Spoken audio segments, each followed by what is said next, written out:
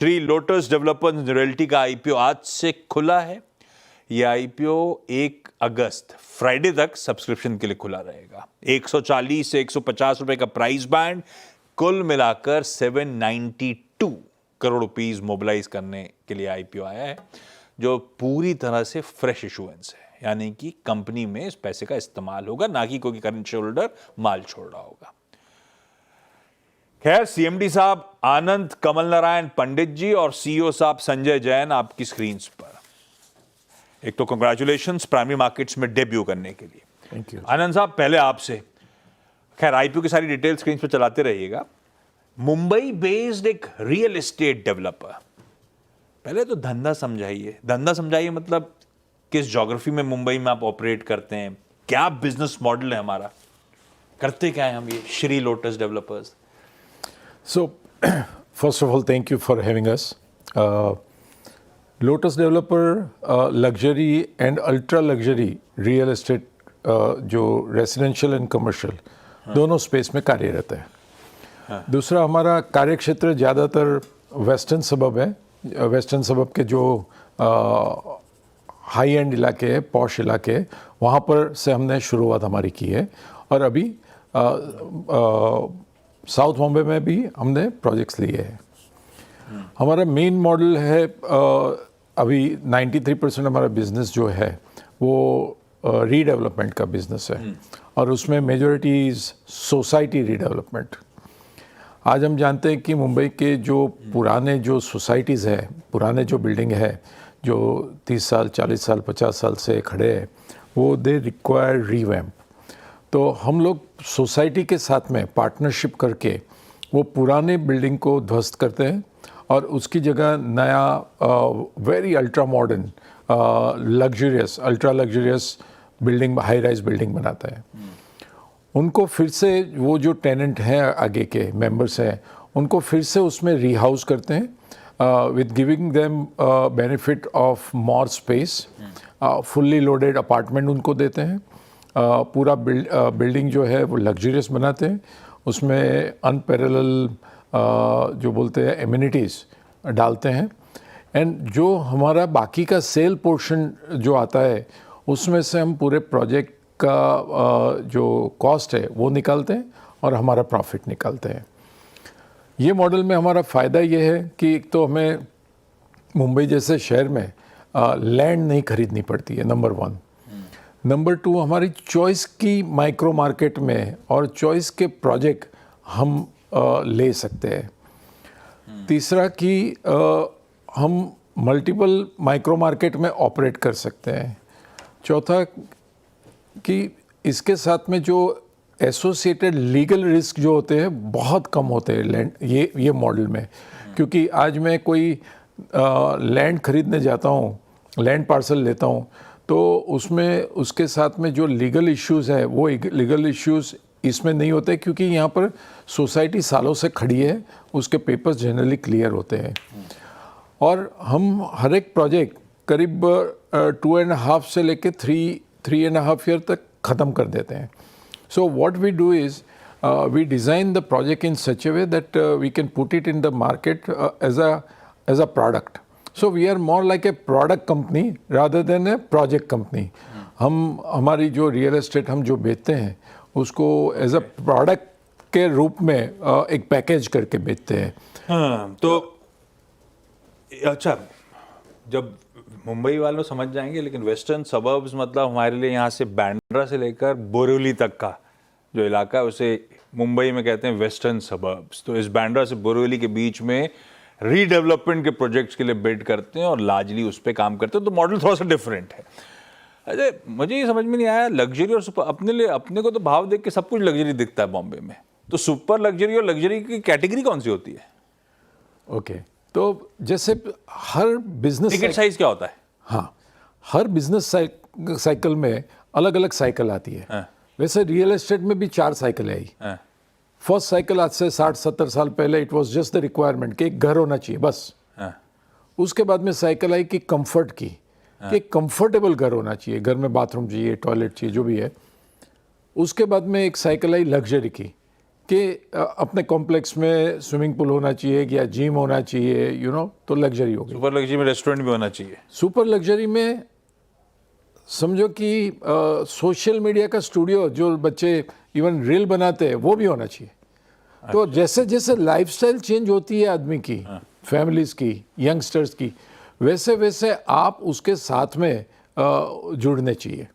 So that and super luxury या तो luxury is now becoming like a lifestyle rather than A ticket size. पर ये part of the market ही है जो इस समय बूम में है। करेक्ट। लग्जरी और सुपर लग्जरी, ये बात ठीक है। सीईओ साहब, आप लोगों के लिए तो फिर रेलेवेंट रहना सबसे इंपॉर्टेंट, पाइपलाइन क्रिएट करना सबसे इंपॉर्टेंट, क्योंकि रीडेवलपमेंट जिसकी हम बात कर रहे हैं, हम पिक एंड चूज करते हैं, ये तो और भी बिडर्स होंगे उस प्रोजेक्ट के लिए। और अंटिल अब मुंबई में लैंड का टसल तो है ही, आप जिस मार्केट में ऑपरेट कर रहे हो उसमें इसके बिना काम हो नहीं सकता। तो वो रेलेवेंट रहने के लिए, ये बिड्स करने के लिए, ये विजिबिलिटी का चैलेंज नहीं आता है क्या? नहीं, क्योंकि हम जो सेगमेंट में करते हैं उसमें कंपटीटर बहुत कम है। ये रीडेवलपमेंट बहुत कम लोग डेवलपमेंट में, अल्ट्रा लग्जरी में। ओके। सो इसलिए हमको चैलेंज नहीं आता है, बिकॉज हमारी जो यूएसपी है कि फास्ट एग्जीक्यूशन का, कस्टमर से। तो ये तो वो जो हाउसिंग सोसाइटी की वो डिसाइड करती होगी आपस में कि श्री लोटस को देना है, कि फला को देना है, कि ढिमका को देना है, आप लोग क्या मुझे ऑफर कर रहे हो, उस पर डिपेंड होता होगा। हाँ, नहीं, खाली ऑफर नहीं होती है। आप कितना बड़ा घर दोगे, नहीं, वो एक क्राइटेरिया होता है। बट जैसे उनके अलग अलग क्राइटेरिया होते हैं, वो हर एक क्राइटेरिया में हम टिक कर सकते हैं एज लोटस डेवलपर कि आने वाले डेवलपर का इसमें रीडेवलपमेंट, सोसाइटी रीडेवलपमेंट एक्सपीरियंस कितना है, क्योंकि it's not just the past track record काम आ जाता है। आपका पास्ट ट्रैक रिकॉर्ड क्या है, कितने प्रोजेक्ट हम कर चुके हैं? Projects in redevelopment, so not the real estate.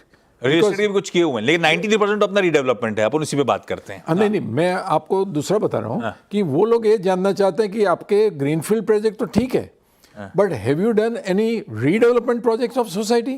Because redevelopment of society is a different business, different ball game, different ball game. So आपने कितना कर रखा, ट्रैक रिकॉर्ड क्या कहता है हमारा? हमने हमारे 7 प्रोजेक्ट बिफोर टाइम डिलीवर किए। और अभी क्या कर रहे हैं हम लोग, अभी कितनों पे काम कर रहे हैं? अभी हमारे ऑलमोस्ट 15 प्रोजेक्ट है रीडेवलपमेंट। अभी समय काम चल रहा है। हाँ, अलग अलग पोजीशन में है, कुछ डीए के उसमें, कोई अप्रूवल में है, कोई कंस्ट्रक्शन फेज में, अलग अलग फेज में।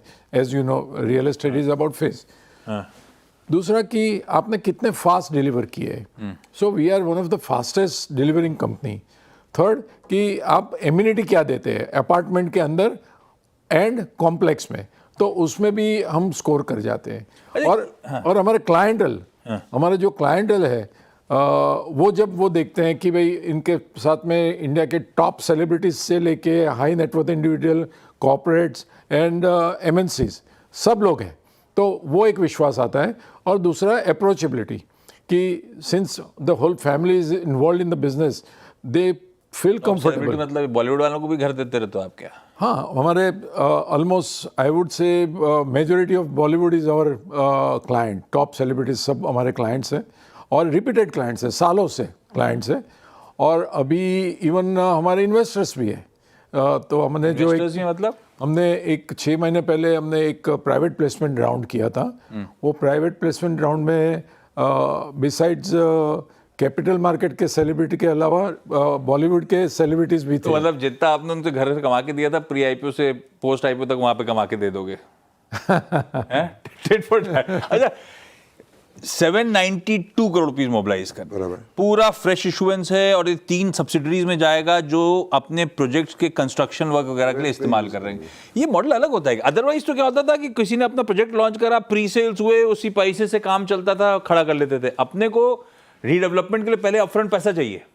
रीडेवलपमेंट नॉर्मली नहीं चाहिए होता है, बट ये 3 प्राइम लोकेशन पे प्रोजेक्ट है, तो इसका हम सोच रहे हैं कि पहले हम इन्वेस्ट कर दें, उसके बाद में जैसे जैसे एक बार सर्टेन स्टेज कंस्ट्रक्शन पे आए फिर हम सेल करेंगे, तो विल गेट द। अभी इनकी प्री सेल शुरू नहीं हुई है?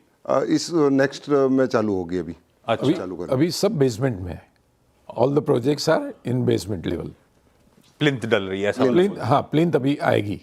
सो इस साल 7 प्रोजेक्ट हमारे लॉन्च होने वाले हैं, लगभग 7 लाख स्क्वायर फीट का जो एस्टिमेटेड सेल है। 7 प्रोजेक्ट लॉन्च होने वाले हैं और 11 प्रोजेक्ट लगभग नेक्स्ट ईयर लॉन्च होने वाले हैं। एक बात बताओ, ये कंपनी पहले AKP होल्डिंग के नाम से जानी जाती थी, मेरे ख्याल से आपके नाम के इनिशियल्स होंगे। तो ये नाम क्यों बदल दिया श्री, ठीक तो था वो? हमारी ब्रांड पहले से ही लोटस डेवलपर के नाम से ब्रांड थी। कंपनी रजिस्टर्ड AKPN होल्डिंग से नाम से थी। करेक्ट करेक्ट, उसका खाली नाम चेंज किया है and we brought brand as our name. Okay, अच्छा, ये अब पास फाइनेंशियल तो क्या बेस भी छोटा था, लेकिन आप जैसे बात भी कर रहे थे FY23 से FY25 तक रेवेन्यूज में 82%, EBITDA में 260-270% का जंप, और लाइकवाइज जो परकुलेट होके पैट पे आता हुआ। जिस तरह के प्रोजेक्ट्स हम कर रहे हैं, ये मोमेंटम आगे भी सस्टेन होता हुआ नजर आ रहा है क्या? हाँ, क्योंकि हमारा जो पाइपलाइन है वो अगर टोटल पाइपलाइन देखेंगे तो 19.36 लाख स्क्वायर फीट है, जो नेक्स्ट 3 to 4 ईयर्स में हम डिलीवर करने वाले हैं। तो वो सेम मोमेंटम रहना चाहिए इसमें। चलिए ठीक है, बेस्ट विशेस इस इम्पेंडिंग इशू के लिए। अच्छा, एंकर इन्वेस्टर्स से ऑलरेडी 237 करोड़ रुपए जुटा लिए हैं, कई सारे mutual fund, city group, Nomura वगैरह सब हैं। ये सब रोड शोज करे हुए थे आपने क्या? हाँ, रोड शो किए थे, बढ़िया रिस्पांस मिला? बहुत अच्छा रिस्पॉन्स मिला। आईपीओ तो मेरे ख्याल से पूरा भर गया। हाँ, IPO पूरा 2 times भर गया एक्चुअली, विदिन 3 hours। नहीं, एपेटाइट सॉलिड है इस समय। NSDL वो बड़ा आईपीओ भी निपट गया है शायद, ऑलमोस्ट एक टाइम वो भी भरता हुआ। कांग्रेचुलेशन उसके लिए। Thank you। अब जब मेरे ख्याल से आईपीओ सक्सेसफुल हो जाएगा और लिस्टिंग के लिए आप आएंगे, तब आगे डिटेल में फाइनेंशियल्स पे चर्चा करेंगे। बिल्कुल। Best wishes. Thank you। Thank you so much Thank आप you, दोनों का sir। जुड़ने के लिए।